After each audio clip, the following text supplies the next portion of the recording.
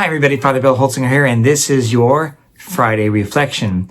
Well, last week I did my video on Wednesday because Aaron was gone on vacation, but that was right before a storm was supposed to happen. Remember, there was going to be like golf ball size hail and lots of thunder and lightning, and what happened? There was not even any wind. It was a big dud. It's funny because the last couple days here, and I'm recording this on Wednesday, the 2nd of April, there's been more wind in the last couple weeks than that one day, or last couple days than last week, at least on that day. But, I think the lessons are still there. We're called to be prepared because there are storms that will happen in our lives. You're working through Lent. I'm working through Lent. That's part of that preparation. Those things that we've chosen to do, hopefully, in your case or in my case, are helping us to be prepared for that day. Not just the storms, but the ultimate day. I think I've shared with you before that and I did this once last year. It's a little bit more, dramatic. I'm not sure if that's the word, but I'm trying to get to bed earlier. It seems simple enough, but I'm a late night person. I could stay up pretty late if I wanted to.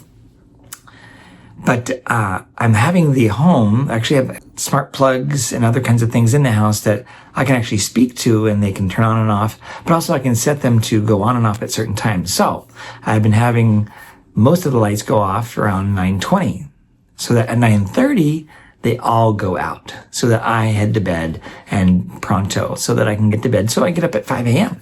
and get ready for the day.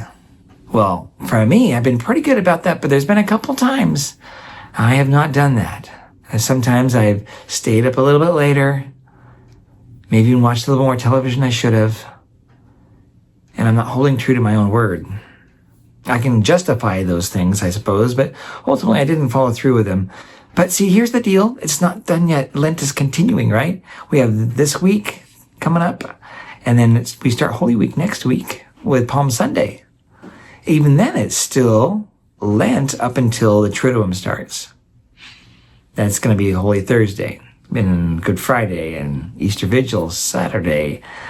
So let's continue. Let's push forward and continue our Lenten observance, because what are all these things for? They're really intended so that we make sure that we're not slaves to our feelings and our emotions and our appetites.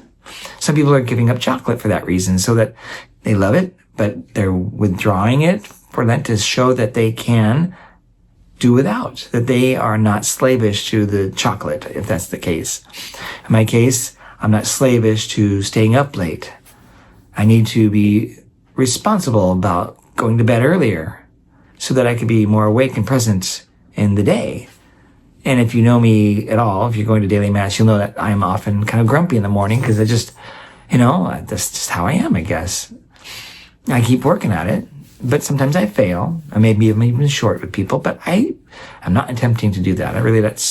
That's a default thing. That's not a good thing. But I hope that by getting up earlier, but then going to bed earlier will be a help in that regard. We need to be prepared for that final day. We don't know when it'll come. Hopefully it's not soon for any of us. But if we've then been able to grapple with those things where we find ourselves weak, then we can be strong because God has given us the grace to do those things, and we put our mind to them. So keep going on your Lenten observance, whatever it may be. Don't give up, and maybe start again. And even, while we will finish Lent and go into Easter, does that mean that we don't do these things anymore? Maybe actually going to bed at 9:30 for me is actually a really good thing all the time. Is eating chocolate something that you go without more than not? Or whatever it may be that you're choosing.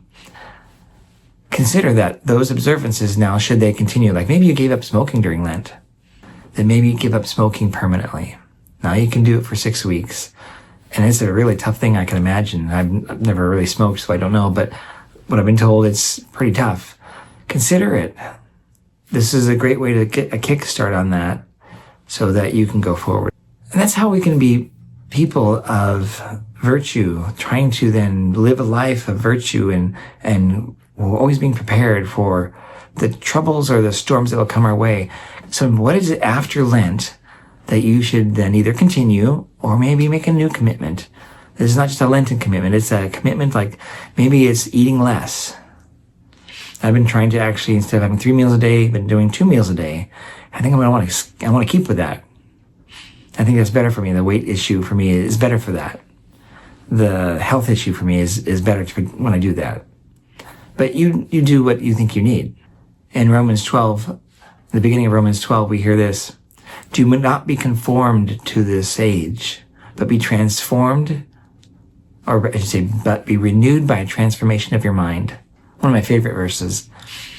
And that's where a lot of these things come. We're thinking, then that, has an impulse onto our desires. It helps us form what we need to do. And if we can have God, through His grace, transform our thinking, that gives us the ability to then do something about it. Because before we do something, we're thinking about it. But if our thinking has changed to something that God wants us to think, that's muy bueno. We're going in the right direction. And thank you, St. Paul, for that. Well, this weekend, I should say, Deacon Brett is offering the homily. Please pray for him that he can get that together, and so that's effective for all of us who will hear it, and he'll be satisfied with what he has done, that we will also be inspired to live the life that we're called to do. And then I'll just see you this weekend. We're on the home stretch almost. God bless you. Bye-bye.